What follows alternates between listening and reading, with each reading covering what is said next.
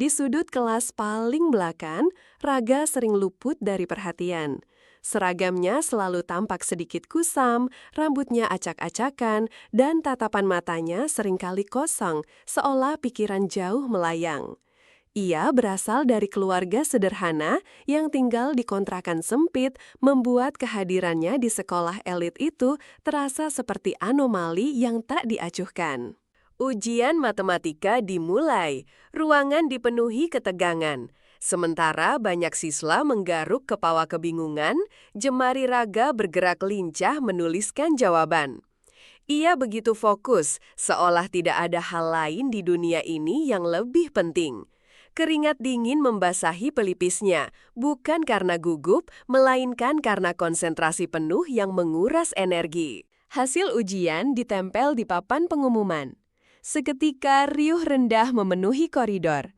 Beberapa wajah tampak lesu, yang lain bersorak gembira. Di antara angka-angka itu, nama Raga terpampang jelas dengan nilai sempurna, 100. Sebuah keheningan singkat melingkupi siswa-siswa yang mengerumbunginya, tak percaya dengan apa yang mereka lihat. Ibu Retno, guru matematika yang disegani sekaligus ditakuti, memanggil Raga ke depan kelas. Langkah Raga terasa berat, ia merasakan sorot mata tajam Ibu Retno menusuknya. Di balik kacamata berlensa tebal itu, ada kilatan kecurigaan yang membuat perut Raga mual. Udara di kelas terasa sesak, dipenuhi ketegangan yang menyesakan. Dengan suara lantang yang menggelegar, Ibu Retno menuding Raga mencontek. Kata-kata penipu dan tidak tahu diri terlontar begitu saja. Wajah Raga memerah menahan malu, napasnya tertahan. Ia ingin membantah, tapi suaranya tercekat di tenggorokan, tercekik oleh perasaan hancur dan dipermalukan di hadapan teman-temannya. Bisikan-bisikan mulai terdengar, seperti riak air yang menyebar. Beberapa siswa tertawa sinis, yang lain menatap Raga dengan jijik. Ia merasa seperti serangga yang diinjak, diremukan di bawah tatapan menghakimi. Hatinya peremuk redam, harga dirinya terinjak-injak di hadapan umum, meninggalkan luka yang menganga lebar. Ibu Retno terus mempermalukan Raga, menyebut latar belakangnya yang sederhana sebagai alasan untuk bertindak curang. Ia menyuruh Raga mengakui kesalahannya, seolah ia adalah penjahat yang tak punya kehormatan. Setiap kata terasa seperti cambukan, membakar amarah Raga yang selama ini terpendam dalam-dalam. Raga dipaksa menulis pernyataan penyesalan dan menandatanganinya di depan kelas. Tangannya gemetar, tapi ia menahannya sekuat tenaga. Air mata yang mendesak di pelupuk matanya berhasil ia tahan. Ini bukan hanya sebuah hukuman, melainkan eksekusi publik terhadap kehormatan dan martabatnya. Pulang sekolah, Raga berjalan lesu di bawah terik matahari. Bayangannya memanjang di aspal. Langkahnya berat, seolah memikul beban beribu ton. Pandangan matanya kosong, namun di dalam dirinya, api kemarahan mulai membara, mengubah rasa malu menjadi tekad baja yang tak tergoyahkan. Di rumah kontrakan yang sempit dan pengap, Raga menatap tumpukan buku pelajaran usangnya. Setiap lembar terasa seperti saksi bisu dari impiannya yang terinjak. Sebuah tekad baru terpancar dari matanya yang lelah, tekad untuk membuktikan bahwa harga diri tak bisa diukur dari keadaan ekonomi seseorang. Senja mulai menyelimuti kota, dan Raga bergegas menuju perpustakaan daerah. Bukan untuk main-main, tapi untuk menggali ilmu. Ia mencari buku-buku Olimpiade Matematika yang jauh lebih rumit dari materi sekolah. Setiap lembar yang ia buka adalah anak tangga menuju pembalasan yang elegan. Malam hari hanya ditemani cahaya redup dari lampu belajar dan secangkir teh hangat buatan ibunya, Raga tenggelam dalam deretan rumus. Otaknya bekerja tanpa henti, memecahkan soal-soal sulit yang seringkali tak masuk akal bagi orang lain. Ia merasa lelah, namun semangatnya tak pernah padam. Raga menemukan sebuah bimbingan belajar gratis untuk siswa berprestasi di luar sekolah. Ia bergabung tanpa menonjolkan diri, menyerap setiap pelajaran seperti spons kering. Di sana, tak ada yang peduli dengan seragam kusamnya, hanya kecerdasan yang berbicara.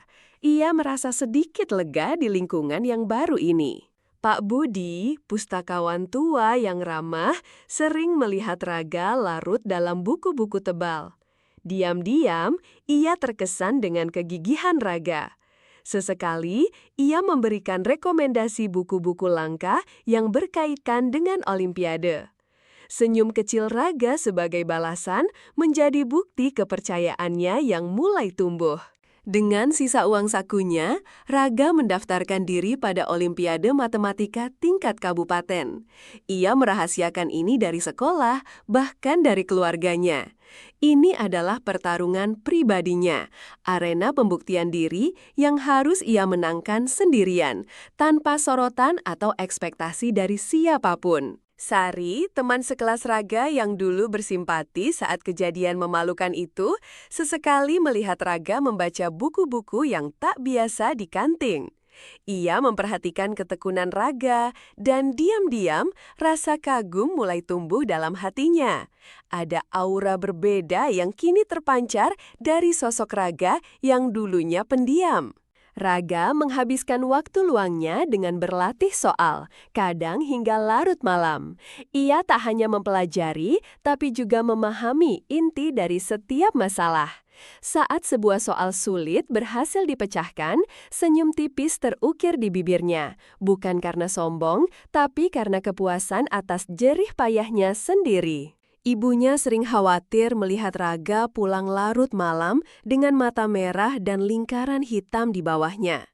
Namun, Raga meyakinkan bahwa ia sedang berjuang demi masa depan.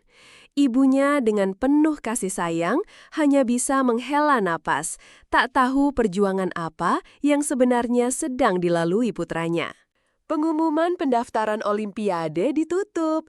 Jantung Raga berdebar kencang, campuran antara gugup dan antusiasme. Ini bukan sekadar kompetisi. Ini adalah tiketnya untuk menunjukkan pada dunia dan yang terpenting pada dirinya sendiri bahwa ia jauh lebih dari sekadar anak yang diremehkan. Di depan cermin usang di kamarnya, Raga menatap pantulan dirinya. Sosok kurus itu kini memancarkan aura tekad yang membara. Matanya bersinar dengan keyakinan yang tak pernah ia miliki sebelumnya. Ia siap menghadapi tantangan terbesar dalam hidupnya, siap membalas dengan caranya sendiri. Hari Olimpiade tiba. Raga memasuki aula yang ramai dengan langkah tenang. Ia berbaur dengan ratusan peserta lain dari berbagai sekolah, tanpa menarik perhatian. Di antara para jenius muda yang tegang, Raga tampak santai, seolah ia hanya datang untuk menikmati proses, bukan memikirkan hasil. Ibu Retno terlihat di antara jajaran juri, wajahnya serius dan penuh wibawa. Ia sama sekali tak mengenali Raga di antara kerumunan peserta. Mata Ibu Retno hanya fokus pada lembar soal dan kriteria penilaian, tak menyadari bahwa orang yang pernah ia permalukan kini berada di hadapannya. Raga mengerjakan soal-soal dengan fokus penuh. Dunia di sekelilingnya seolah lenyap. Setiap coretan di kertasnya adalah jawaban pasti, hasil dari ribuan jam belajar dan kerja keras. Ia tak merasa gugup, hanya konsentrasi murni yang mengalir dalam setiap detak jantungnya. Pembawa acara membacakan nama-nama pemenang. Suara riuh rendah memenuhi aula. Lalu, nama Raga dipanggil sebagai peraih medali emas juara pertama Olimpiade Matematika tingkat kabupaten.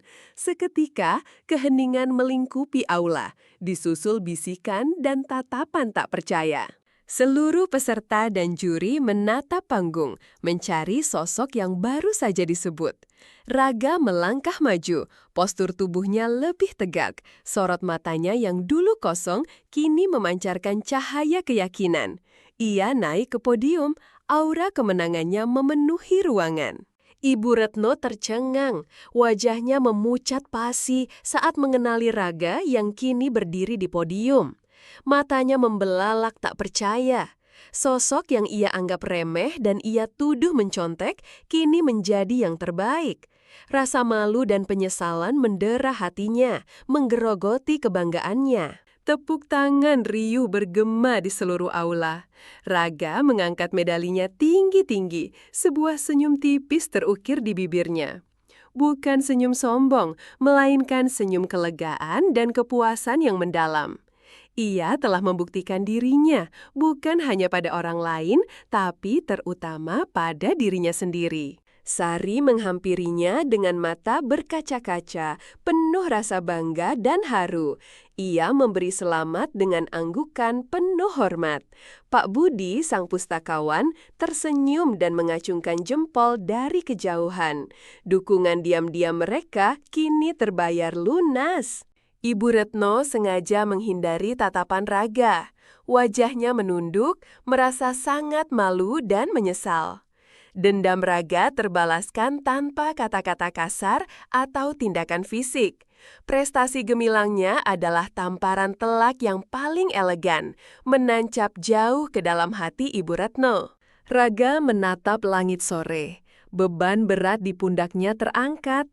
Ia tak hanya membuktikan diri pada Ibu Retno, tapi juga pada dirinya sendiri. Masa depannya kini terbentang luas, cerah dan penuh harapan.